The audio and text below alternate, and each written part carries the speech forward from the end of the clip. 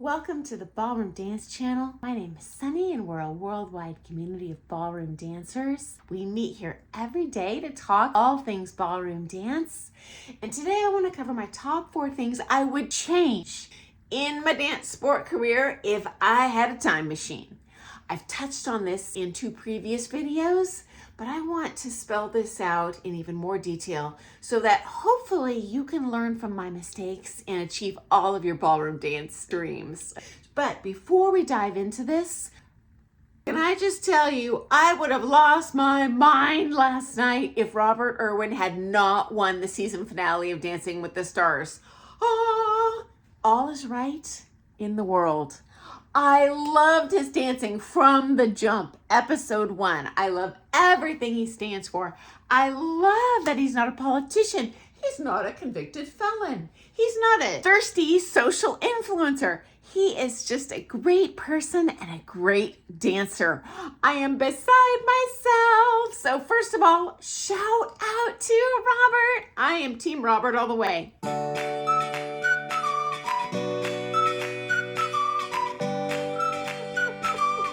Okay, next up, let's dive in. Okay, so number 1, I should have prioritized sleep, guys. I can't even tell you how many nights I was up half the night right before my first round, stoning a costume till 4 in the morning, scheduling my hairdo at dark 30 in the morning, showing up to that comp floor dead exhausted. And I got news for you guys. You know what? I love getting up early and looking pretty too.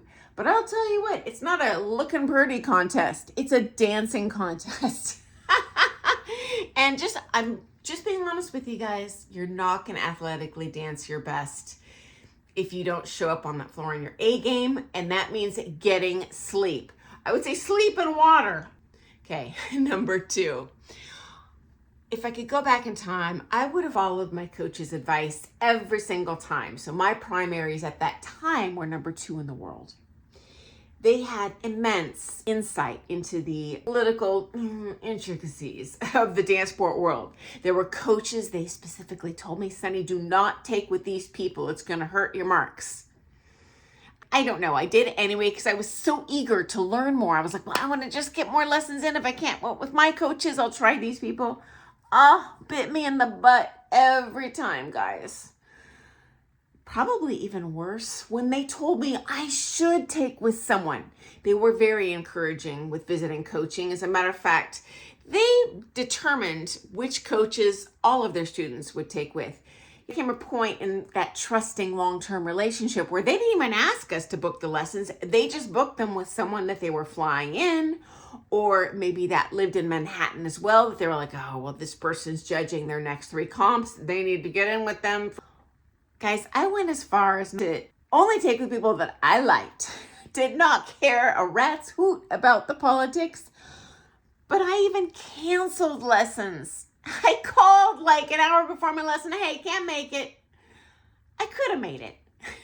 I just didn't want to take the lesson because I didn't enjoy taking it with that teacher. And you know what? I had no intention of turning pro my entire amateur career. The only reason I turned pro is my partner made me because he wanted to turn pro.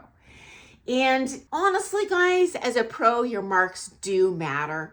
Every lesson I took was not motivated by marks. It was motivated by this person presents dancing to me in an innovative way that I understand the movement, and I'm enjoying the lesson. That goes a long way too. Love the personalities.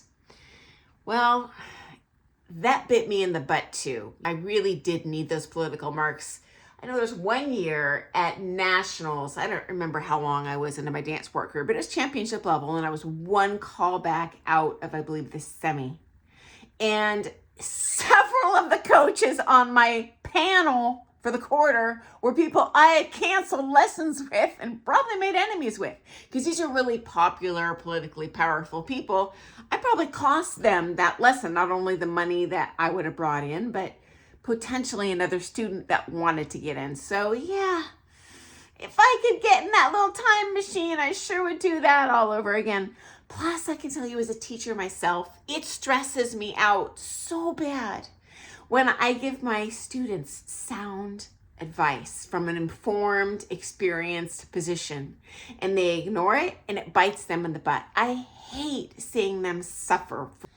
Okay, I just hate to think that I let my own coaches down, because I'm sure it just crushed them to see me make mistakes as well. Number 4, I would not book those flights as tight. I always flew in at the very last second. I did a red-eye flight overnight to save $5. So this does tie back to the sleep element, but honestly, more important, guys, there's a number of comps I didn't arrive because of a flight snafu in time for my first round. Guess what? You're out. Doesn't matter if you would have been on the final had you been there. They don't just give it to you. You're out.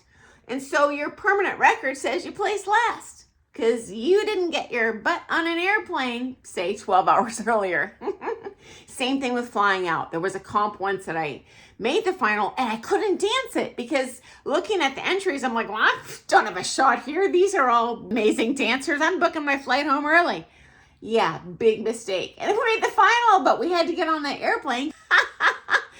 Don't make my mistakes. Okay, finally, number 4, our coaches, I don't want to say pressured, but strongly encouraged us to move to New York or England. They were like, you know what? You're not going to get to your maximum potential competitively at all in terms of results if you don't move here or London. So all the rest of our posse, except for 2 Canadian couples, lived in Manhattan because there's dance density there. They have great access to many, many comps. They have easy access to many of these important judges that you kind of need to take lessons with when you get to the upper echelons. Not that they didn't give me full access to everything, but there was a huge cost to me, both in time and in dollars. As you know, I live on the west coast of the United States, and at that time it was certainly a dance desert. I couldn't just drive to a lesson. Every time I took a private lesson from gold on, I had to fly somewhere, sometimes to another continent, to get the lessons that I needed. And that cost so much money. And even if I had unlimited resources, the time. And guys, I've also shared about wealth privilege. No doubt, I would have got nowhere in my dance sport career if I didn't have that wealth privilege to pay for all that stuff.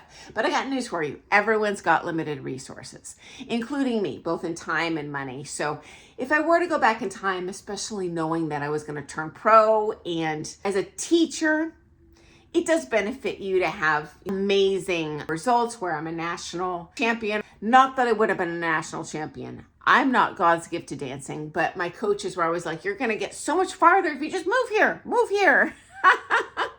So anyway, guys, thanks so much for joining me today. And shout out to my favorite, Robert Irwin. Love him. Australia, send us some more dancers. We love you. Okay. Guys, I look forward to seeing you first thing tomorrow morning for some more Things Ballroom Dance. Happy dancing. Toodles.